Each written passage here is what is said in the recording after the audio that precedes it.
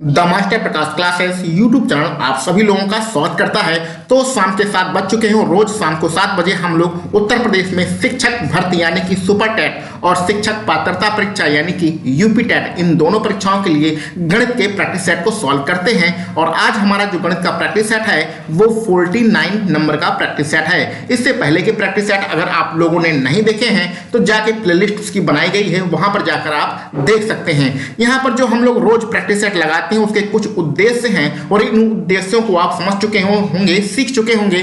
पहला हमारा उद्देश्य है गणित को भैया सीखना है, धीरे धीरे करके सीखना है। आप गणित में कितने भी कमजोर अभ्यर्थी हैं, गणित में आप सीखेंगे समझेंगे तो आपका काम बन जाएगा। गणित रटने का विषय नहीं होता है। दूसरा हमारा उद्देश्य है कि भैया सुपर टेट के पेपर में गिरे से गिरी हालत में कम से कम आपको 15 नंबर लेके आना है और यूपी टेट के पेपर में कम से कम 25 नंबर लेके आना। इससे कम नंबर आपके गणित के पेपर में नहीं होने चाहिए। अधिकतम तो सुपर टेट में 20 में से 20 आना चाहिए और यूपी टेट में 30 में से 30 आना चाहिए, लेकिन ये कम से कम की यहाँ पर हम बात कर रहे हैं। और तीसरा हमारा प्रमुख उद्देश्य होता है कि 2, 4, 5 प्रश्न आपको ऐसे लगाना है पेपर में जो आप मौखिक ही सॉल्व कर सकें। आप एक बार प्रश्न पढ़िए, उसके चारों विकल्पों को ध्यान से देखिए, जो भी विकल्प आपका सही लगे उस पर आप टिक लगा सकें। इस प्रकार से कुछ प्रश्नों का आपको मौखिक अभ्यास करना है। तो इन 3 उद्देश्यों को लगातार 4 से 5 महीना हमारे साथ बने रहिए, सब कुछ आपको यहाँ क्लियर हो जाएगा और धीरे धीरे आपको गणित सीखने में समझने में मजा आने लगेगा। ठीक है, तो चलिए अपने प्रैक्टिस सेट को स्टार्ट करते हैं। प्रैक्टिस सेट स्टार्ट करने से पहले आप सभी लोग अपने मित्रों को, दोस्तों को, जो भी साथ में पढ़ने वाले सुपर टेट या यूपी टेट की तैयारी करने वाले अभ्यर्थी हैं, उन्हें यह वीडियो शेयर कर दीजिए, क्योंकि हम लोग देखते हैं कि वीडियो आप लोग शेयर नहीं करते हैं, जिससे यह यूट्यूब चैनल जो है इसकी जो ग्रोथ है बहुत ही कम है। तो आप लोगों का ही यूट्यूब चैनल है, आप लोगों के लिए ही हम लोग पढ़ा रहे हैं, इसलिए भैया इस जो है यूट्यूब चैनल को, इस वीडियो को तुरंत आप शेयर कर दीजिए। उसके बाद आइए पढ़ने के लिए। प्रश्न आपके सामने आ चुका है, एक बार प्रश्न को आप सभी लोग देख लीजिए, उसके बाद हम लोग इसे सॉल्व करते हैं। ठीक, चलिए देखिए यहाँ हमें निकालना क्या है, मिलन बिंदु। मिलन बिंदु अथवा कटान बिंदु। तो कटान बिंदु का जो फॉर्मूला होता है हम लोग उसको इस प्रकार से लिखते हैं।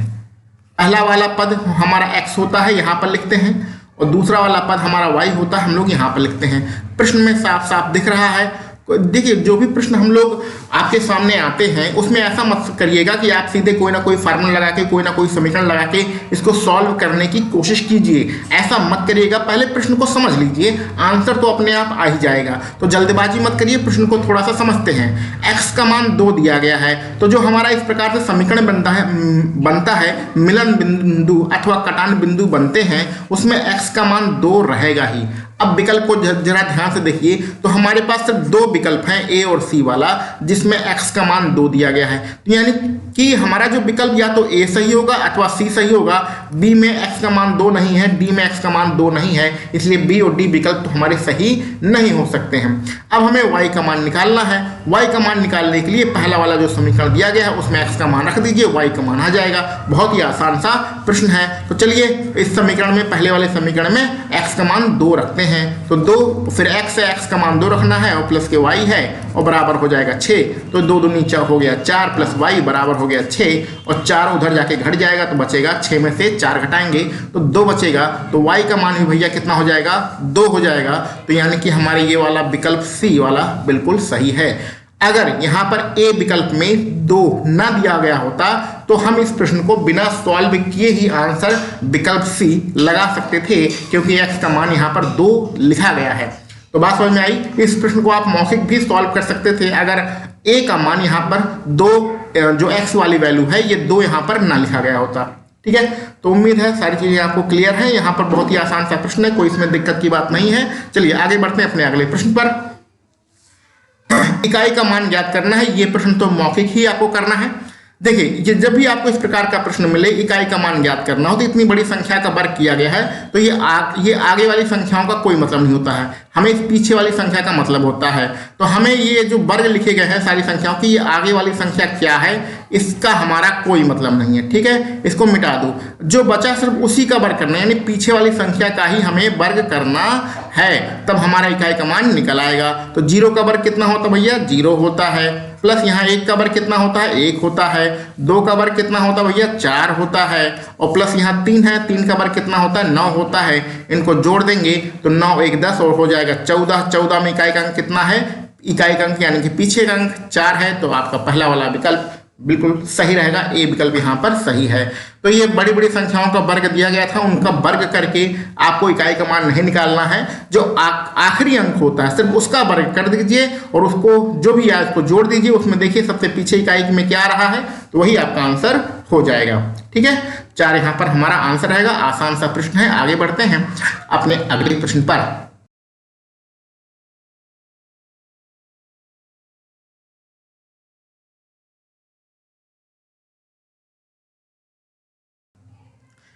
प्रश्न को ध्यान से देख लीजिए। एक कार है 64,000 रुपए में बेची जा रही है और 20% की हानि होती है। उस कार का लागत मूल्य आपको बताना है। तो जो लागत मूल्य होता है या कोई भी कार होती है उसका जो क्रय मूल्य होता है या उसको हम लोग लागत मूल्य भी कह सकते हैं, तो वो हमेशा 100% होता है। कोई भी चीज़ 100% होती है। यहाँ पर लागत मूल्य की बात की गई है तो वो हमेशा 100% होगा। जब उसको बेच रहे हैं तो 20% की हानि हो रही है। तो इस चीज़ को प्रतिशत में थोड़ा समझने की कोशिश करिए। कोई भी चीज़ 100% होती है, जब वो 20% के घाटे पर बेची जाएगी तो प्रतिशत में उसकी वैल्यू कितनी रहेगी, 80%। ये बात आपको समझ में आई। कोई भी चीज़ 100% होती है यानी कि लागत मूल्य आपका 100% है। जब वो बेचा जा रहा है तो 20% की हानि हो रही है, तो प्रतिशत में उस वस्तु की कीमत कितनी होगी, 80% होगी। लेकिन रुपए में उस वस्तु की कीमत कितना दिया गया है, रुपए में उस वस्तु की कीमत आपका 64,000 दिया गया है। हमें लागत मूल्य निकालना है। लागत मूल्य 100% होता है यानी कि इसका मान हमें निकालना है। कितना आसान सा प्रश्न है। यहाँ अपना बाहुबली वाला मेथड लगा देते हैं। जो रुपया दिया गया है उसको ऊपर लिख लीजिए, इसकी जो प्रतिशत वैल्यू है उसे नीचे लिख लीजिए। कितनी परसेंटेज वैल्यू है, 80%। जो निकालना है उससे गुणा कर दीजिए। निकालना क्या है, लागत मूल्य। लागत मूल्य क्या होता है भैया, 100% होता है। एक लाइन में आपकी कैलकुलेशन हो जाएगी। इसको सॉल्व कर लीजिए, आपका आंसर आ जाएगा। ये परसेंटेज से परसेंटेज कैंसिल हो गया, यहाँ पर 0 से 0 कैंसिल हो गया और 8 9 हो गया 64। ये 2 0 इधर के आ गए और 2 0 इधर से आ गए, तो कुल मिला के 8 लिख के 4 0 होगा। तो कहाँ पर होगा भैया, आपका विकल्प ये सी लिखा है, ये सी लिखा है, तो विकल्प सी आपका यहाँ पर बिल्कुल सही है।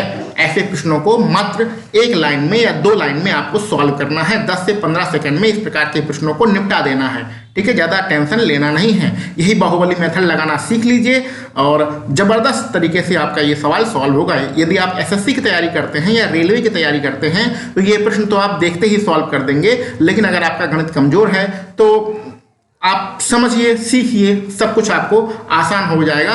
बस साथ में बने रहिए। आगे बढ़ते हैं। प्रश्न को ध्यान से देख लीजिए। प्रश्न पढ़ना आपकी जिम्मेदारी है और पढ़कर समझना आपकी जिम्मेदारी है। नहीं समझ में आएगा तो समझाना हमारी जिम्मेदारी है, ठीक है। तो यहाँ पर 2008 की बात हो रही है। 31% कर्मचारियों ने कर का भुगतान नहीं किया। फिर से देखिए, कर्मचारियों की जो संख्या होती है, कोई भी चीज़ हमने कहा 100% होती है, तो जो कर्मचारियों की संख्या होगी वो 100% है। कर का भुगतान ने कर का भुगतान किया, सॉरी 31% ने कर का भुगतान किया है। तो टैक्स देने वाले कितने लोग हैं, 31% हैं। तो स्वाभाविक सी बात है 100% में 31% लोगों ने टैक्स दिया है, तो टैक्स ना देने वाले कितने लोग हो जाएंगे, टैक्स ना देने वाले 69% लोग हो जाएंगे। तो टैक्स ना देने वालों का जो प्रतिशत है वो 69% है, लेकिन कर ना देने वाले शेष कर्मचारी जो हैं ये इनकी वैल्यू दी गई है। तो टैक्स ना देने वाले कर्मचारियों की वैल्यू कितनी है भैया, आपका 20,700 है। यानी कि ये दोनों चीजें आपस में बराबर हैं। अगर प्रतिशत में निकालें तो टैक्स ना देने वाले जो कर्मचारी हैं वो 69% हैं, लेकिन अगर संख्या की बात करें तो 20,700 हैं। यानी कि ये दोनों चीजें आपस में बराबर हैं। निकालना क्या है, तदनुसार कर्मचारियों की कुल संख्या निकालना है। और कुल संख्या हमने कितना माना भैया, 100% माना है। इसमें भी अपना वही पुराना बाहुबली मेथड लगाएंगे, अपना आंसर आ जाएगा। तो बाहुबली मेथड लगाने के लिए जो कर्मचारियों की संख्या है 20,000 उसे ऊपर लिखेंगे। 69% ये इसकी जो संख्या होती है उसकी जो प्रतिशत वैल्यू होती है उसको नीचे लिखते हैं और जो निकालना होता है उसका गुणा करते हैं। निकालना क्या है? कुल संख्या की जो परसेंटेज वैल्यू है वो कितना है भैया? 100%। बात समझ में गए? बाहुबली मेथड कैसे लगाते हैं कि जो संख्या दी गई हो पहले उसको ऊपर लिख लीजिए, उसकी जो प्रतिशत वैल्यू हो उसको नीचे लिख लीजिए और जो निकालना है उससे गुणा कर दीजिए। तो यही हमने किया है, यही हमारा बाहुबली, इसका नाम हमने रखा है बाहुबली मेथड। ये कहीं पर है नहीं, मतलब किसी किताब में नहीं लिखा है बाहुबली मेथड, हमने अपने मन से नाम रखा है। ये परसेंटेज वाला निशान, प्रतिशत वाला निशान खत्म हो गया।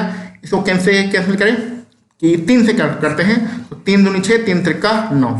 इसको 3 छक्के 18, 2 बचेगा, 3 9 27, तो ये 2 जीरो यहाँ पर बचा है। 23 का इससे आप जब डिवाइड करेंगे तो 2 3 बार जाएगा, ठीक है। और यहाँ 2 जीरो और यहाँ के 2 जीरो भी बचे हैं, तो जब गुणा करेंगे तो 300 इधर और ये 2 जीरो इधर वाले, तो कुल मिला के आपका 30,000 कहाँ पर है? पहला विकल्प सी आपका यहाँ पर बिल्कुल सही है। आसान प्रश्न है, कोई दिक्कत की बात नहीं है। उम्मीद है आप सभी लोग ऐसे इतने आसान प्रश्न तो फटाफट निपटा देंगे। चलिए आगे बढ़ते हैं अपने अगले प्रश्न पर। यहाँ पर कुछ दिमाग लगाना है। अब जो भी अभ्यर्थी चाल, समय और दूरी वाले चैप्टर को ध्यान से नहीं पढ़े होंगे वो जाकर हमने जो कंप्लीट मैथ पढ़ाई है उसमें जो है चाल, समय और दूरी और टाइम एंड वर्क, ये 2 चैप्टर हम लोगों ने पढ़ाए हैं। तो 2 चैप्टर जाके आप पढ़ लीजिएगा, फिर कभी भी जिंदगी में उन 2 चैप्टर से आने वाले सवाल आपके गलत नहीं होंगे। पहला चैप्टर क्या है? चाल, समय और दूरी, और दूसरा जो आपका चैप्टर है कार्य और समय। ये दोनों चैप्टर आप ध्यान से जाके पढ़ लीजिएगा। यहाँ पर ध्यान से देखिएगा, एक समान लंबाई, यहाँ पर एक फार्मूला लगेगा। प्रश्न आप लोगों ने पढ़ लिया होगा। फार्मूला, एक ही फार्मूला हमारे पास होता है इस पूरे चैप्टर में कि दूरी बराबर होता है चाल और गुणे समय। यही फार्मूला हमें पूरे चैप्टर में लगाना होता है। इस पूरे चैप्टर में यही एक फार्मूला चलता है। अब इसको सॉल्व करते हैं। एक समान लंबाई की 2 रेलगाड़ियां, एक समान लंबाई की 2 रेलगाड़ियां, तो पहले की लंबाई अगर हम लोग कितना मान लें, यहाँ लिख देते हैं x मान लें, तो दूसरे की लंबाई भी x हो जाएगी। तो दूरी कितनी हो गई? दूरी दोनों की लंबाइयों को जोड़ देते हैं तो x + x हो जाएगा। चाल कितनी है? एक ही दिशा, जब एक ही दिशा में जाते हैं तो क्या होता है? ये चाल, दोनों की चाल घट जाती है, ठीक है। जब एक ही दिशा में जाते हैं तो चाल घट जाती है। जैसे कि एक रेलगाड़ी इस दिशा में जा रही है, दूसरी रेलगाड़ी इस दिशा में जा रही है, तो जो बड़ी वाली स्पीड में से छोटी वाली स्पीड घट जाती है। तो 46 में से 36 घटाएंगे तो हो जाएगा 10 किलोमीटर प्रति घंटा। अब गुणे समय कितना लग रहा है? समय आपका 36 सेकेंड लग रहा है, तो यहाँ पर 36 और यहाँ पर हम लिख देते हैं SEC सेकेंड, ठीक है। अब इसको सॉल्व करते हैं। 1 मिनट, चलिए पेन का कलर पहले चेंज करते हैं फिर सॉल्व करते हैं। देख भैया, x मिलके कितना हो गया? 2x बराबर ये 10 है और यहाँ पर क्या है भैया? 36। अभी इसको काटना पीटना नहीं है, प्रश्न हो जाएगा गलत। अच्छा यहाँ पर देखिए, ये यहाँ पर जो आपका आंसर आ रहा है ये मीटर में आ रहा है। जो दूरी हमने मानी है x मानी है, ये हमने मीटर में मानी है। तो ध्यान से आप समझिएगा, ये आपका किलोमीटर प्रति घंटा है, ये किलोमीटर पर आवर लिखा है, ठीक है। किलोमीटर प्रति घंटा है, ये आपका 36 सेकंड है। तो हमें चेंज क्या करना है? ये वाला मात्रक चेंज करना है किलोमीटर प्रति घंटा को। तो आपको पता होना चाहिए कि किलोमीटर प्रति घंटे में जब 5/18 का गुणा कर देते हैं तो ये मीटर प्रति सेकंड बन जाता है। आपको यही करना है। तो किलोमीटर प्रति घंटे की जगह पर 5/18 लिख देंगे तो ये मीटर प्रति सेकंड बन जाएगा, ठीक है। और ये 36 आपका SEC सेकंड आपका है, ये है, तो ये सेकंड से सेकंड कैंसिल हो जाएगा। यानी कि कहने का सीधा मतलब है कि इस प्रकार के प्रश्नों में मात्रक बदलना आपको आना चाहिए। अगर मात्रक नहीं बदलेंगे तो प्रश्न आपका गलत हो जाएगा। पूरा जो आपका प्रश्न होता है वो एक ही मात्रक में होता है, या तो आपका मीटर प्रति सेकंड में होता है या फिर किलोमीटर प्रति घंटा में होता है, ठीक है। उम्मीद है ये सारी चीजें आपको समझ में आ रही होंगी। चलिए आप इसको कट पिटअप करते हैं और आपका सब तुरंत आंसर आ जाएगा, ठीक है। अब कुछ सवाल में बचा नहीं है।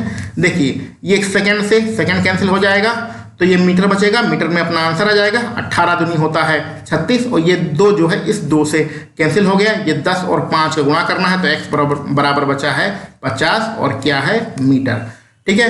प्रत्येक रेलगाड़ी की लंबाई निकालना है। प्रत्येक रेलगाड़ी की लंबाई हमने x माना था और x का मान आ गया है 50 मीटर। कहाँ पर है?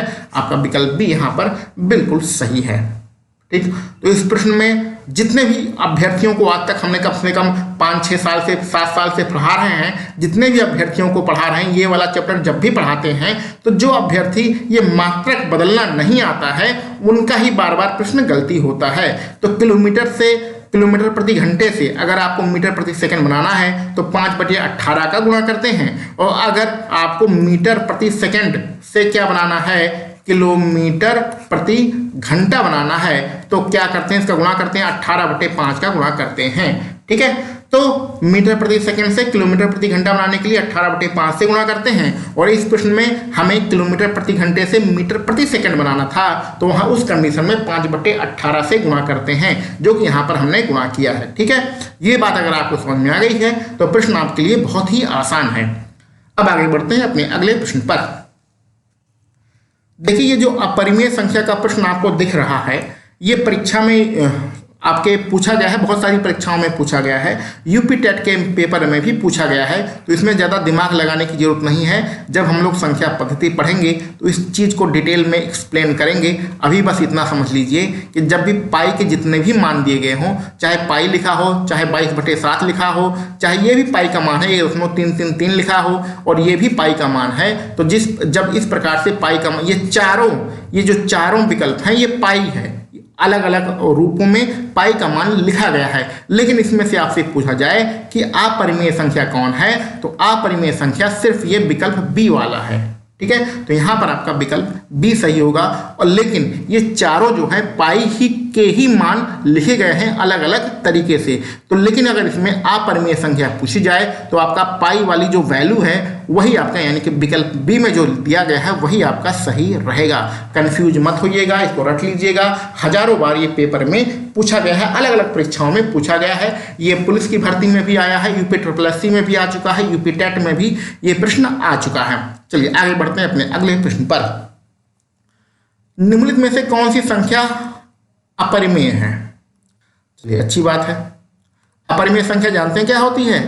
ऐसी संख्या जो P/Q के फॉर्मेट में लिख सकते हैं, यानी भिन्न के रूप में लिख सकते हैं, वो हमारी अपरिमेय संख्या होती है। अब आपसे, जैसे कि हमने संख्या लिख दिया 2/3, ये अपरिमेय संख्या है।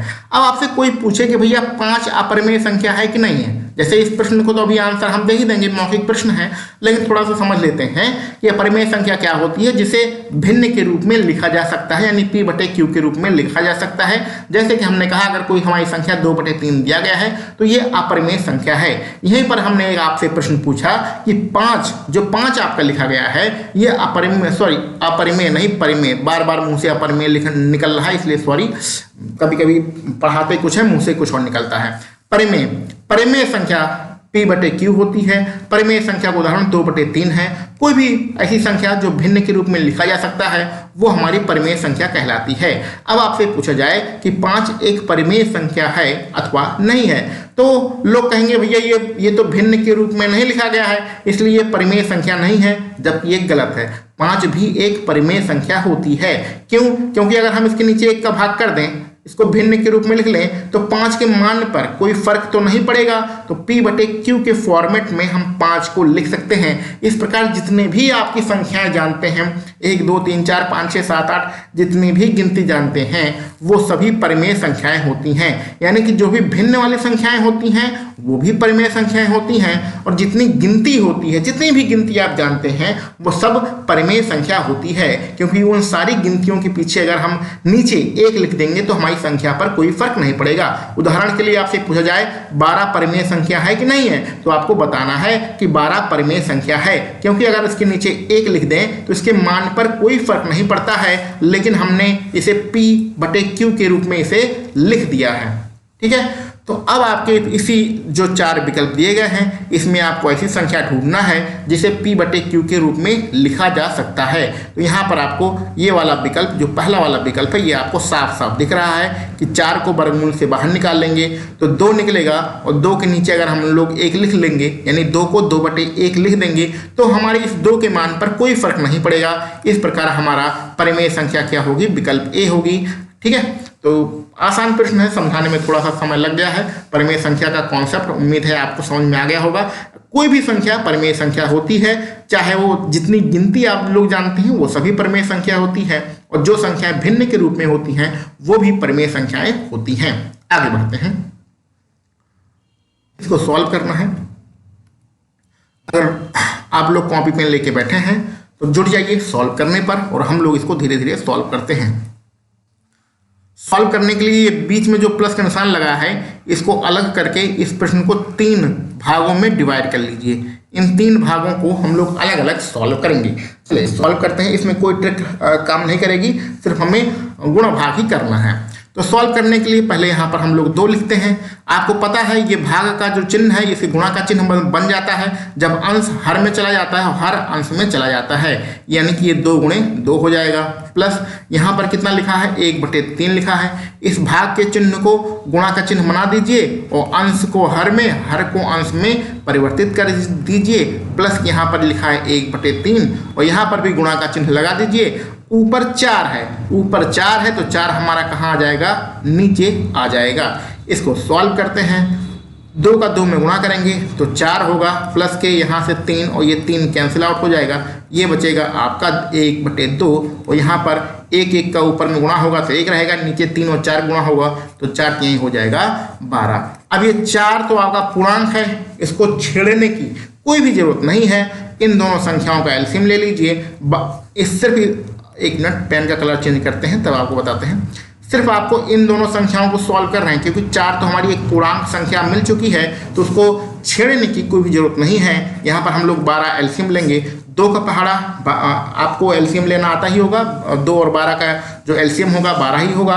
तो यहाँ पर 2 का पहाड़ा हम 12 में पढ़ेंगे तो कई बार जाएगा, 6 बार जाएगा। 6 गुणा ऊपर 1 में करेंगे तो 6 कम 6 रहेगा और 12 कम 12, 1 गुणा 1 में करेंगे तो 1 आएगा। तो कुल मिला के आपका 4 और प्लस 4 3 7, 7/12। इसको हम लोग मिलाकर भी लिख सकते हैं, 4 सही 7/12। ठीक है, तो ये कहाँ पर है, कौन से विकल्प में है, विकल्प डी आपका बिल्कुल सही है।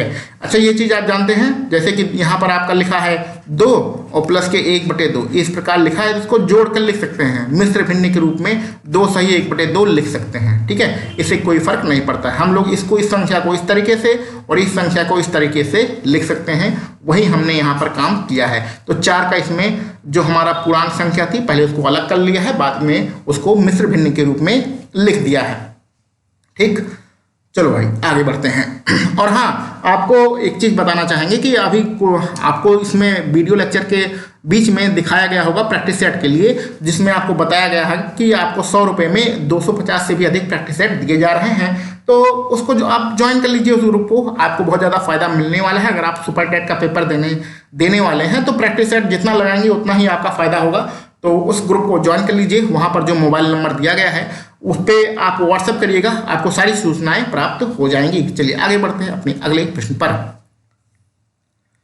यह भी आसान सा प्रश्न है, बच्चों वाला प्रश्न है। ये 9 लिखा है आपको, ठीक है, ये आपका 9 लिखा गया है।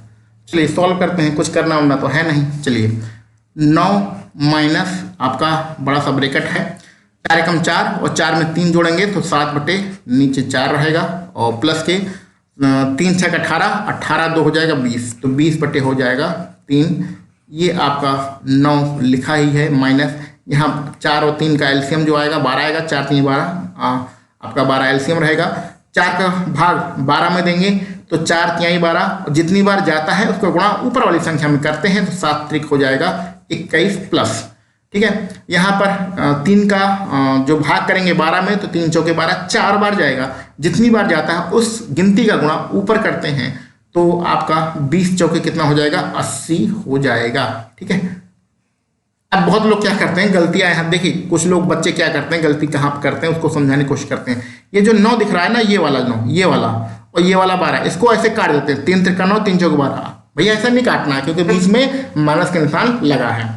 सॉल्व करते हैं, ये 9 हो गया, माइनस के 80 और 21 को जोड़ेंगे तो 101 आएगा, यहाँ पर आपका 12 आएगा। अब इसका एलसीएम लेते हैं तो एलसीएम कितना होगा, 12 ही होगा। ठीक है, यहाँ 9 के नीचे 1 लिख मान लेते हैं तो 12 का एलसीएम 12 रहेगा। 1 का पहाड़ा 12 में पढ़ेंगे 12 बढ़ जाएगा, 12 गुणा 9 में करेंगे तो 12 9 में कितना होता है भैया 108 होता है, माइनस के 101 है। इसको कहाँ लिखें, यहाँ पर सॉल्व कर देते हैं तो ये हो जाएगा 7 और ऊपर हो गया 7 और नीचे हो गया 12, कैंसिल आउट होगा नहीं, किसी विकल्प में आ रहा है तो हाँ विकल्प आपका ए में है, तो ए वाला विकल्प बिल्कुल सही है। आज तो सब आसान प्रश्न मिल रहे हैं, ज़्यादा कैलकुलेशन भी नहीं करनी है, सभी आसान प्रश्न मिले, कोई खतरनाक प्रश्न तो आज मिला नहीं। ये है आज का आखिरी प्रश्न, कितना आसान प्रश्न है इसको आप खुद ही लगा सकते हैं। चलिए इस फटाफट इसको सॉल्व कर लेते हैं। ये ऊपर आपका x दिया गया है, यहाँ आपका अंडर रूट दिया गया है। जब इस प्रकार का अंडर रूट आपको सॉल्व करना हो तो क्या करिए, जो गिनती लिखी गई है उसको लिख लीजिए और दशमलव के बाद जितने अंक हैं, यानी 1 2 अंक हैं, दशमलव के बाद 2 अंक हैं तो 2 0 नीचे लगा दीजिए और आगे 1 लिख दीजिए, यानी 100 का भाग नीचे कर दीजिए। तो कहने का मतलब है दशमलव के बाद जितने अंक होते हैं उतने 0 का भाग करते हैं, तो 2 0 का तो भाग करेंगे नहीं, 1 तो लिखना जरूरी है ना, यानी 100 का भाग करते हैं, ये हमारे कहने का मतलब है। और यदि ये आपका 2 यहाँ पर लिखा गया है, x 9 को वर्गमूल के बाहर आएगा 3 रहेगा, 100 वर्गमूल के बाहर आएगा 10 रहेगा, बराबर कितना है 12। ये चलिए यहाँ पर लिख देते हैं, आपका ये x है, ये है और इसका त्रिगुणा हो जाएगा, ये पूरी संख्या का त्रिगुणा कर दीजिए, ये जो पूरी संख्या है ये पूरी संख्या 12 के बगल में पहुंच जाएगी तो हो जाएगा 12 गुणे 3/10। अब देखिए आप सारे विकल्पों को ध्यान से देखिए, इसमें 2 आपके विकल्प जो हैं दशमलव में दिए गए हैं, तो नीचे वाले जो 10 हैं इसको कैंसिल आउट मत करिएगा, ये आप 2 से 2 छक्के 12 और 2 पंचे 10 ऐसा मत करिएगा, ठीक है, क्योंकि हमारा जो नीचे अगर 0 रहता है तो दशमलव लगाने में हमें आसानी होती है। तो ऊपर का ऊपर गुणा कर दीजिए, 12 तिहाई हो जाएगा 36 और नीचे अपना कितना है 10। जब नीचे 10 होता है, 10 का मतलब 1 0, जब 1 0 होता है तो ऊपर क्या होता है, पीछे से 1 अंक के बाद दशमलव लग जाता है, तो 3.6 आपका विकल्प डी में है, विकल्प डी आपका यहाँ पर बिल्कुल सही रहेगा। तो ये हमारा आज का आखिरी प्रश्न था। आज जितने भी प्रश्न थे वो सभी आसान प्रश्न हैं। उम्मीद है आप लोगों ने 10 में से 10 प्रश्न सॉल्व किए होंगे। आप सभी लोग अपने मित्रों को, अपने दोस्तों को भी इस YouTube चैनल के बारे में बताइए। रोज शाम को 7 बजे तैयार रहिए प्रैक्टिस सेट लगाने के लिए, और आपके इन 10 में से कितने प्रश्न सही हो रहे हैं उसको कमेंट बॉक्स में जरूर बताइए, ठीक है ना भैया। तो चलिए मिलते हैं हम लोग अपने अगले प्रैक्टिस सेट के साथ। आप सभी लोगों को वीडियो देखने के लिए बहुत बहुत धन्यवाद।